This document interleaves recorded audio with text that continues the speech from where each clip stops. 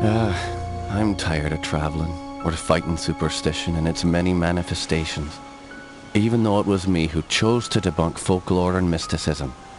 Little did I know I'd end up being labelled as Patrick Galloway, the man with endless occult knowledge. Before I knew it, people all over the world paid me to investigate all kinds of weird things. As long as they paid me, I'd look into it. Funny thing though, the more I saw, the more I believed there are forces beyond our control. Creatures not explainable in any human terms. Things that make my skin crawl. I fled from Ireland and hung around Paris and London with no real purpose till the Great War started. I joined a special unit whose job it was to squelch the fears of the superstitious farm boys who made up the fighting ranks. The Tresanti were the biggest pains. The commanding officer, Jeremiah Covenant, led our unit on the hunt for their camp. We were ambushed. They came streaming out of the woods, waving swords and howling like banshees. I saw their leader holding a strange stone over his head, yelling weird words in a strange tongue. And just when I was gonna pull the trigger, he glared right at me. A bright green flash came from his hand, and it bowled me over as my gun went off. I woke up in a hospital bed with severe burns. They told me Jeremiah and the unit had gone on without me, but he'd given me the shaman stone to keep. I hadn't given any of this much thought until I came back here to find this letter that Jeremiah wrote me almost 6 months ago, asking me to come back to Ireland and help him out. This is not something I'm dying to do, for it may mean the death of me. He saved my life though, so I owe it to him. Just hope it's not too late.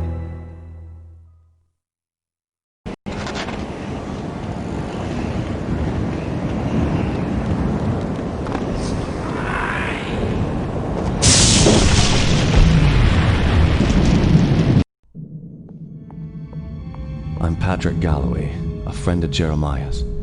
Sorry it took me so long to get here. His letter said it was most urgent. Jeremiah was beginning to think that the letter never arrived in your hands. He's been quite anxious to see you. We've all been quite worried. Jeremiah's now bedridden. Follow me and I'll show you to his living quarters. I apologize for the look of the house, but there's only a skeleton crew of servants now. Jeremiah let go of everyone else, and the house is much too large for us to clean. Because we've lost electricity to most parts of the house, we can only maintain the living quarters.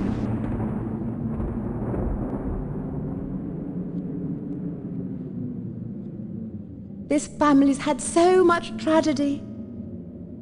I hope you can help him.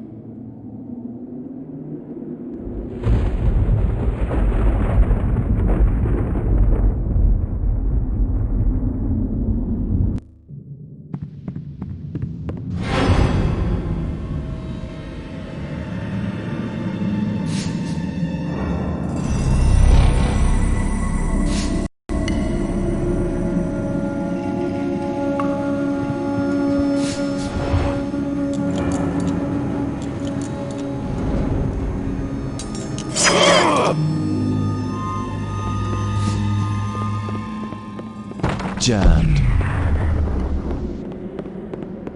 Stuck.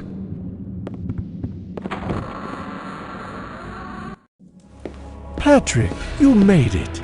At your service, Jeremiah. Sorry for the delay, but I've been abroad. What happened to you? It seems I've come under the watchful eye of the Reaper, my friend. It's been a long time, hasn't it? Apparently too long. Patrick, I came back from the war only to find my entire estate in disarray. My brother Aaron disappeared first, and then my sister Bethany. My declining health is a result of an old war wound, and unfortunately, the symptoms are irreversible. I didn't summon you here to watch me die. I need your help. Anything I can do. Just name it. Strange events began happening around the manor. After thinning out my staff, they ransacked my estate, taking whatever they could carry. The rest of the help was quick to follow, as they feared rumors of my family's curse. I can't help but think it's more than a coincidence that strange happenings have increased since I've been back from the war. I want to get to the bottom of this, but I'm just too weak to investigate it myself. I'm relying on you to step in for me. Of course, Jeremiah. The only reason I was coming back here is to assist you however I can. My thanks to you, Patrick. What the hell is that? Sounds like it came from downstairs. I'll check it out. Lock the door behind me.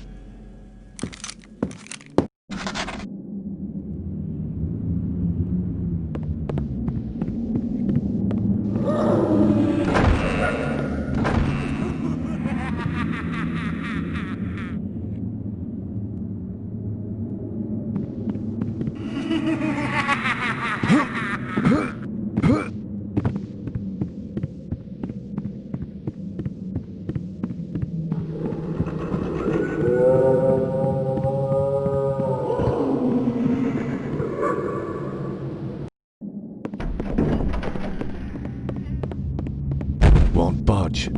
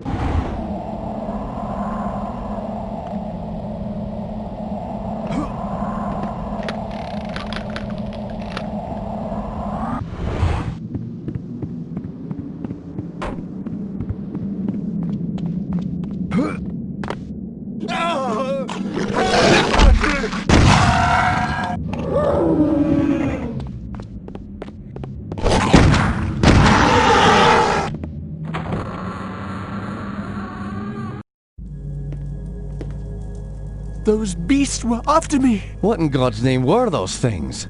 They're called howlers.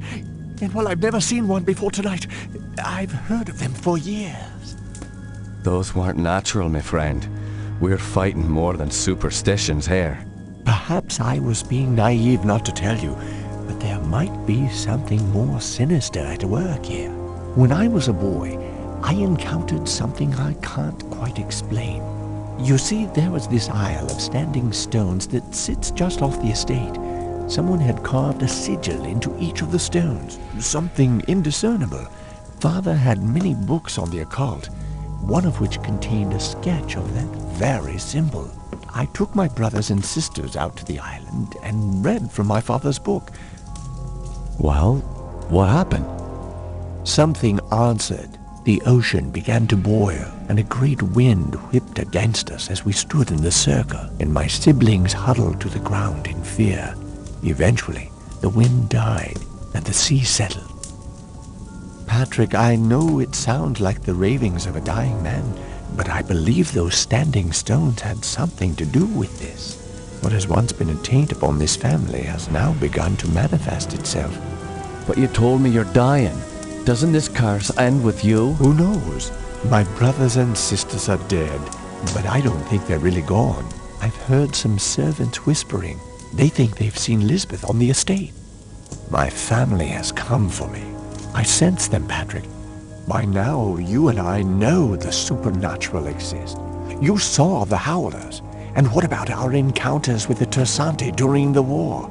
You still even carry the Gelzebah stone with you. It's a token of the shaman's life I took. That's all. I found a scroll with a picture of the Gelzebah on it. I believe it contains the way to awaken the stone's dormant power. Very well. Let me study this scroll overnight, and I'll see what I can do in the morning. This house still hides many secrets. I'm counting on you to reveal them and put an end to this mess.